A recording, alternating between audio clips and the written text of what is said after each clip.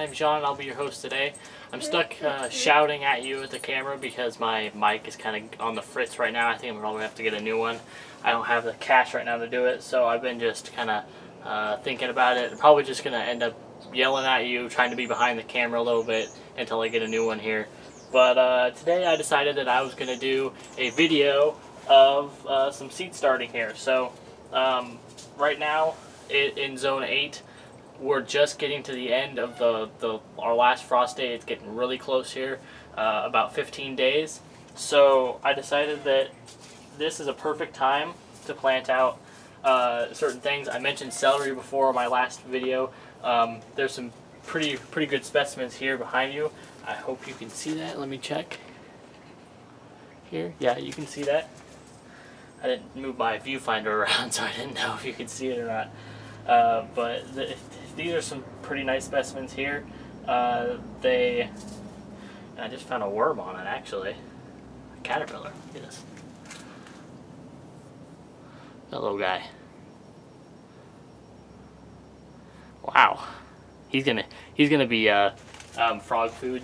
I have a little frog in here, and it's he's a little tree frog. There's actually two of them, and one's a new hatchling from this year, and there's another one that's a pretty good size. He's pretty fat. I call him Fatso, and I just found him when I was cleaning up in here. I put him in over here in this vegetation, and he hopped somewhere, but I'll probably throw this down here for him. He can go find it. He's been in here eating all of those type of bugs, those little caterpillars and stuff that have been trying to munch on this over the winter. Also slugs. But I overwintered this guy, or these three guys. There's one over here as well. But I overwintered these, and it worked quite well. I think anybody in zone 8, if you wanted to overwinter some celery in a greenhouse, it would be perfectly fine. I had these planted in the ground roughly 2 weeks before the first frost. So they slowed down as soon as the sun got lower on the horizon. They just like very slowly ticked along and grew.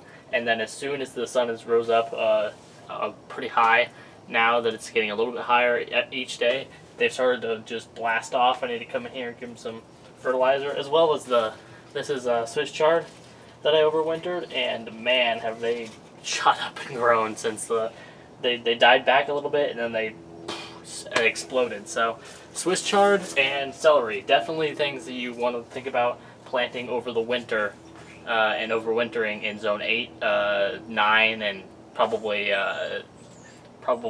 7 as well. 7 might be a little stretch, but you never know. Maybe you might be able to get away with it in a greenhouse. So, and this is unheated. I don't heat this thing at all during the winter. But right now you want to get your carrots out. Make sure you plant some carrots. You want to get your broccolis and brassicas out. I have 2 varieties of broccoli here. But more importantly today, what you want to be starting in your greenhouse or in someplace warm. If you want to start them inside, you can. I'm just going to stick them in the greenhouse here and let them tick along.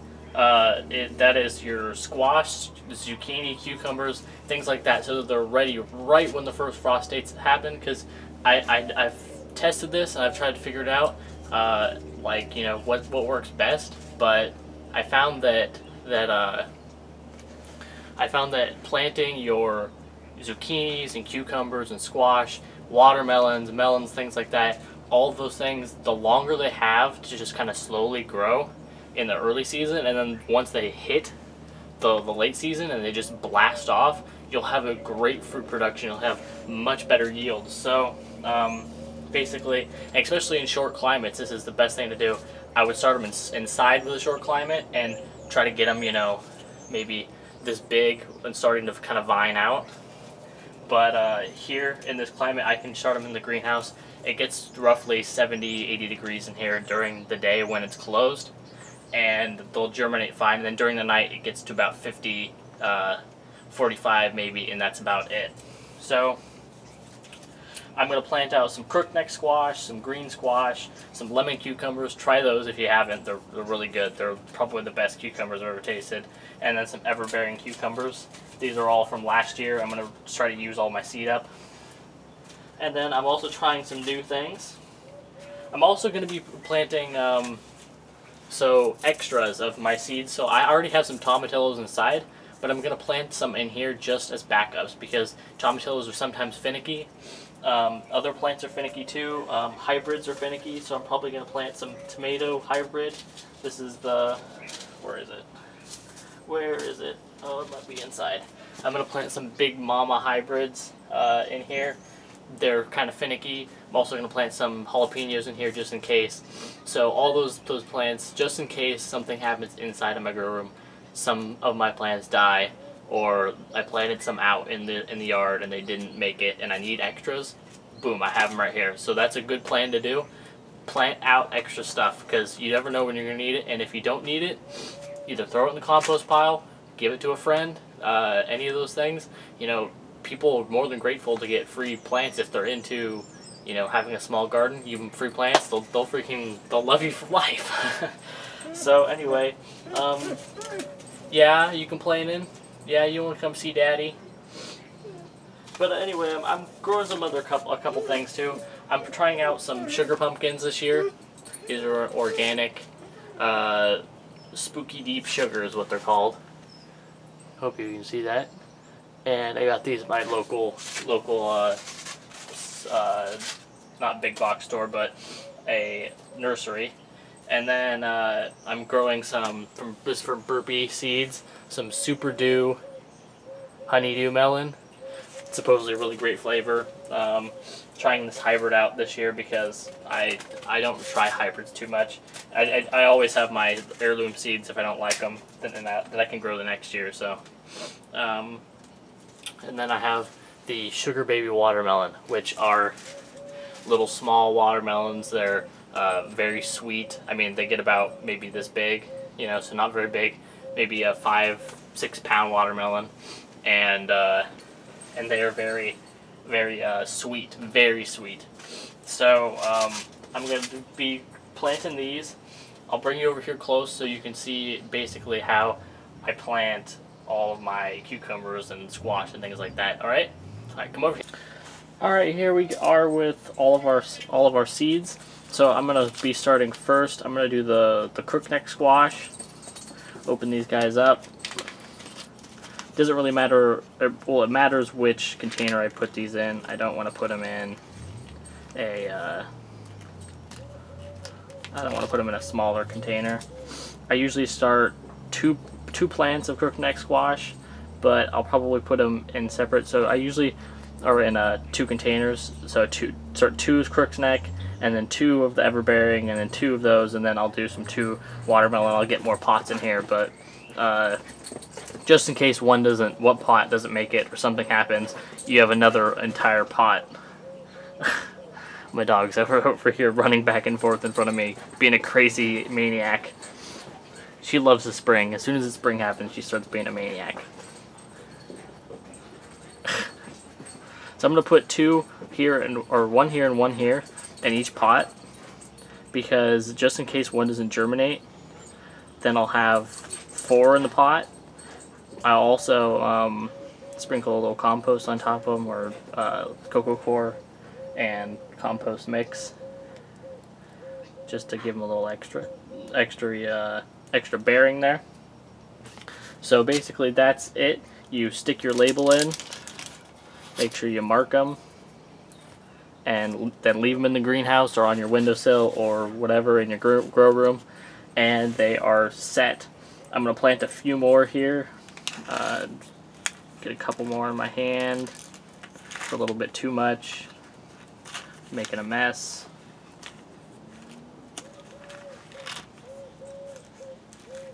I'll have to clean up seeds after this. Alright, there we go. So, same thing. Doesn't really matter which way you plant them, but you can plant them, you know. I usually do it the pointy way up.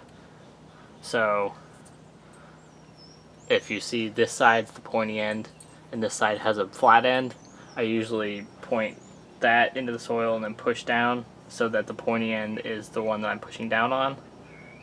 I don't know if that does anything. I really haven't put much thought into it, but it seems that they grow faster when you put them like that, so I've always done that. So that's done. Same variety, the summer crookneck. Put your label in. Boom. I'm actually going to write on that. Get my Sharpie out so I know. So I don't, doing this video, I don't forget.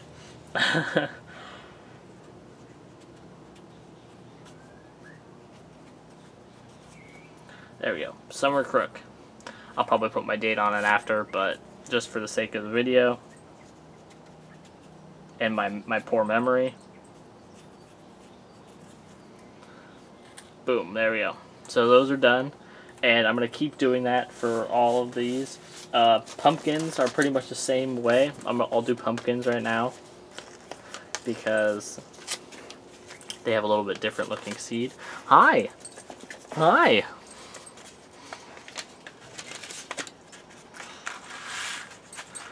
I mean, they're similar. They're all similar looking seeds. I'll probably only do one container of pumpkins because I only need like one plant of a pumpkin, and if this one doesn't work out, I'll make sure and get on top of it early. I just don't, there's no need for multiple plants of pumpkin, even if I did have an extra, because I don't think I have anybody who would really want to grow a pumpkin in their yard. So I think I'm just going to plant 5 seeds in this one, all the same way, the pointy end up. The pumpkins are the same, they have the same kind of type or shape seed, so pat it down, stick the label in, and these are Spooky Deep sugar.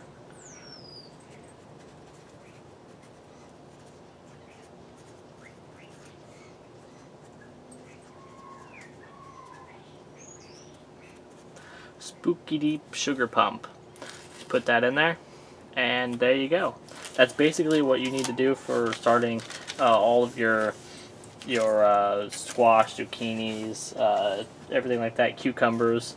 Carrots, you just want to direct sow, guys, and you just make a line, you know, back here, for example, and you put them about this deep. Hopefully you can see that. Yeah, you should be able to see that. And you just put it this deep, right behind. This is just an example. I'm not actually like planting these here, and then you sprinkle them in, and then cover them up, and then as soon as they start coming up, just thin them out. Just pick them and thin them out to, you know, a good couple inches apart, so that they grow nice and big. I mean, you can get them pretty close together, guys. So like this far, and that would be fine for a carrot. But that's basically it, guys. Just try and get all of these type of seeds out. Your broccoli and all that stuff, lettuces, things like that. If you live in my area, if you live in a little colder climate, zone 7, zone 6, you're probably not going to be planting out yet. You're going to be waiting quite a while. Zone 7 is a little bit sooner than zone 6.